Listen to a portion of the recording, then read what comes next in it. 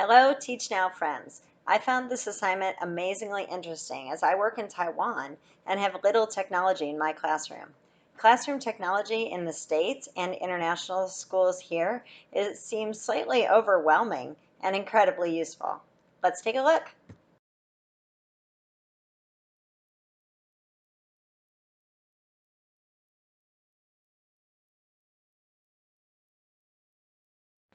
The three teachers all had Chromebooks for every student in the classroom and a projector.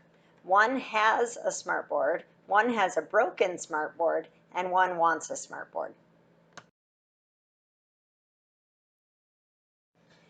Annie has no learning disabled students, but Taylor has one dyslexic student with a computer that reads to him and to type on. Sarah has one almost deaf student with a teacher microphone for his hearing aid, and two students in electric wheelchairs, and one nonverbal student who writes her short answers on an iPad.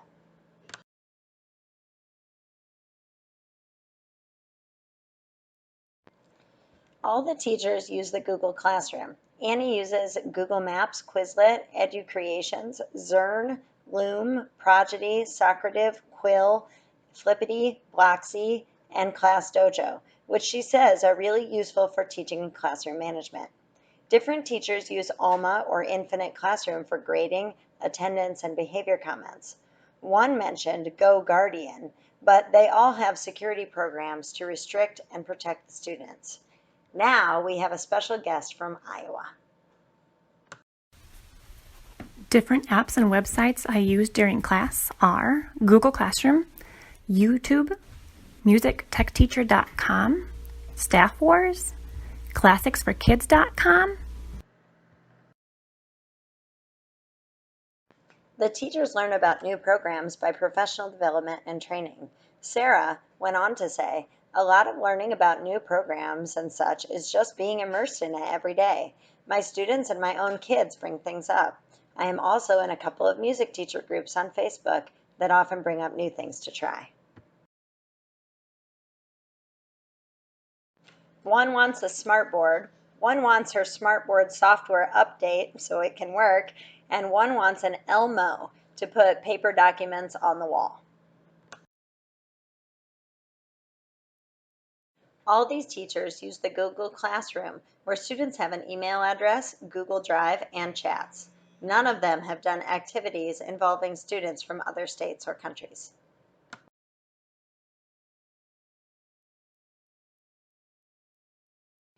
All the teachers referred to the school security apps that limit internet access, like GoGuardian and Blocksy. Teachers also mentioned they monitor internet activity and reserve the power to remotely control devices. As you can see, Annie Lima was kind enough to send me one of her lesson plans. I could tell by her responses that she was using technology effectively in the classroom, but I was still blown away by the organization and color coding scheme. I should note this plan is for a separate morning and afternoon class. Annie only teaches reading, writing, and social studies. It seems 2 out of 3 classes, every day, she integrates technology into teaching, practice, or testing. Every day begins with a spelling test on Chromebooks that, I'm sure, is automatically graded with the results sent to the teacher. They also use their Chromebooks to write with Quill for interactive writing and grammar practice, or practice typing.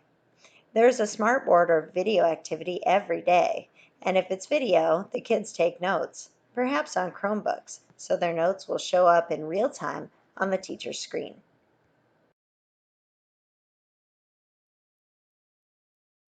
In conclusion, technology has significantly changed the classroom since I was in it.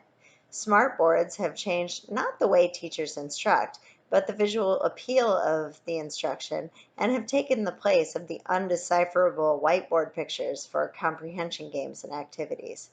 There is still room for the less technical devices like flashcards and magnetic letters, but it seems like teachers have upped their game regarding instruction.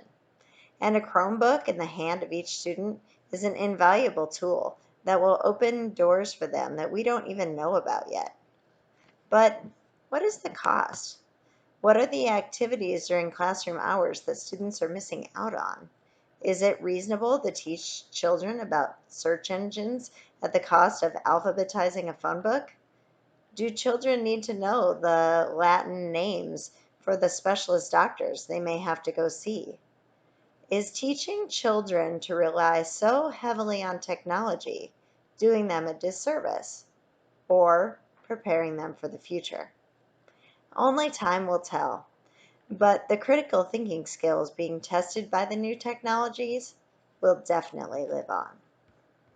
As a result of my study, I've designed 5 guidelines for the use of technology in the classroom.